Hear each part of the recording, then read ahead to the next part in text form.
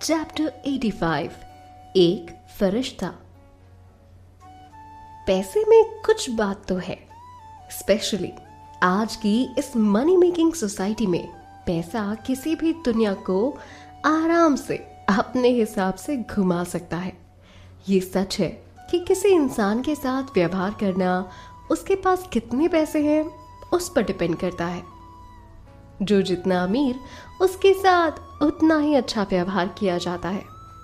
बल्कि तान्या भी जो इतनी इंटेलिजेंट थी, उसके साथ जो भी हादसे हुए उन सब का सिर्फ यही कारण था कि उसके पास पैसे नहीं थे। वही हालात अब सारांश की भी थी। अब इन हालात में, इस सिचुएशन में बेचारा सारांश करता भी क्या।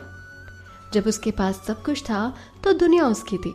आज जब उसके पास कुछ नहीं था तो उसकी लाइफ किसी स्ट्रगल से कम नहीं थी। उसकी लाइफ स्ट्रगल से भरी हुई थी क्योंकि उसके पास पैसे नहीं थे। और ऊपर से अपनी मानसिक रूप से बीमार बहन का ख्याल भी तो रखना था उसे। उसकी लाइफ को और भी ज्यादा ये चीज स्ट्रगलिंग बना रही थी।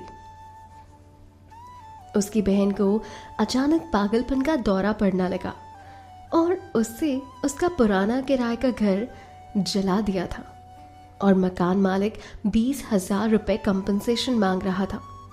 जब सारांश ये पैसे नहीं दे पाया तो ये मकान मालिक उसे आकर डराने धमकाने लगा। उन पैसों को चुकाने के लिए पिछले 2 हफ्तों से सारांश इधर उधर पैसे कमाने के मौके खोज रहा था, पर उसे ऐसा कोई चांस नहीं मिल रहा था जिससे वो कुछ पैसे कमा सके। उसने एक बार तो चोरी करने का भी सोचा, फिर उसे अपनी बहन का ख्याल आ गया कि अगर वो पकड़ा गया तो उसकी बहन का क्या होगा। इतनी परेशानियों में फंसा होने के कारण उसने आत्महत्या करने की भी सोची, पर फिर उसे उसकी बहन का ख्याल आ गया। इन सभी हालातों ने उसकी जीने की इच्छा मार ही दी थी। दर्द और दुख के अलावा उसकी जिंदगी में अब कुछ नहीं बचा था।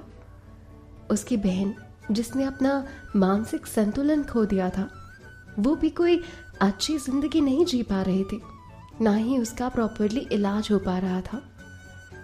इसलिए जब उसे कोई रास्ता नहीं दिखा तो उसने अपनी बहन के साथ आत्महत्या करने का सोचा। पर एंड मोमेंट में उसे बचाने के लिए एक फरिश्ता आ गया। ऐसे पल के लिए उसने बचपन में बहुत बार भगवान से प्रार्थना की थी, जो शायद आज जाकर पूरी हुई। छोटी सी उम्र में उसके माँ बाप गुजर गए थे। उसके माँ बाप की जिम्मेदारी उसकी बहन ने निभाई थी। आज वो जो भी कुछ था उसकी बहन की वजह से था। उन्होंने बचपन में कई दिन सड़कों पर बिताए थे, भूखे प्यासे। भूख प्यास के मारे उसने कई बार उस फरिश्ते के आने की प्रार्थना भी की थी कि वो आए और उनके सारे दुखों को खत्म कर दे। हालांकि हकीकत एक स्ट्रिक्ट टीचर की तरह होता है। उसने अपनी संघर्ष भरी जिंदगी से बस यही सीखा कि अपनी जिंदगी बदलने के लिए अपने काम के अलावा किसी पर भी भरोसा नहीं करना चाहिए। आपका काम ही आपका फरिश्ता होता है। हर गरीब ऐसे फरिश्ते की प्रार्थना करता है, पर भगवान भी ऐसे हर प्रार्थना को कबूल नहीं कर सकते ना। इसीलिए सारांश ने ऐसे चमत्कार का इंतजार करना छोड़ दिया था। एक झूठी उम्मीद के सहारे जीने से उसे मरना आसान और ज्यादा सही लगा। हालांकि उस रात ये चमत्कार हो गया था।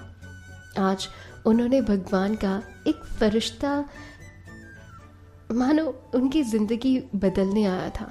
भगवान का वो फरिश्ता आज उन्हें बचाने आया था। तब सारांश सुंदर सी ड्रेस में बेहद खूबसूरत तान्या को देखने लगा। इतनी खूबसूरत तान्या को देखकर वो अचानक से एकदम चुप हो गया।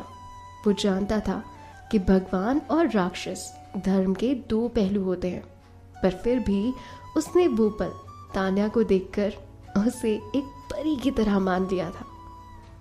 प्रखर उस मिडिल एज ग्रुप को अपने पैसे वापस देने के लिए ऑलरेडी साइड में ले जा चुका था।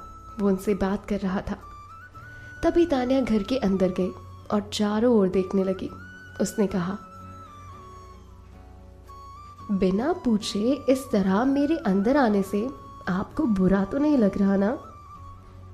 शांत खड़ा हुआ सारांश उसे देखता हुआ कहता है, बिल्कुल भी नहीं। तान्या उसे थैंक्स बोलते हुए घर की ओर अंदर जाने लगी। सारांश उसके पीछे पीछे आने लगा। एक अजनबी लड़की के इस तरह से घर में आने से उसे कोई प्रॉब्लम नहीं हो रही थी। वो उसे बिल्कुल भगवान की भेजे हुए एक फरिश्ते की तरह लग रही थी। उसे ऐसे किसी अजनबी की मदद नहीं लेनी चाहिए थी। किसे पता था कि वो किस इरादे से उनके घर आई थी। आजकल बिना अपने मतलब के भला कौन किसकी मदद करता है।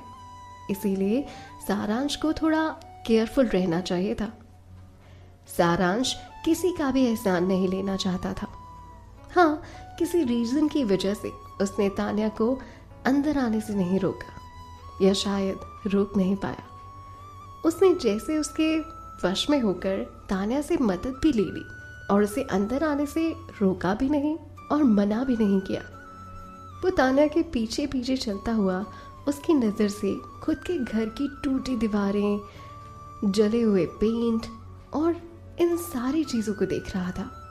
उसके घर की दीवारों का रंग बिल्कुल हल्का पड़ चुका था और वो ये सब देखकर खुद पर शर्म भी कर रहा था। ये जगह उस जैसी लड़की के आने के लायक नहीं थी, फिर भी वो ऐसी जगह क्यों आई थी? वो भी इस तरह बिना बताए भगवान का फरिश्ता बनकर।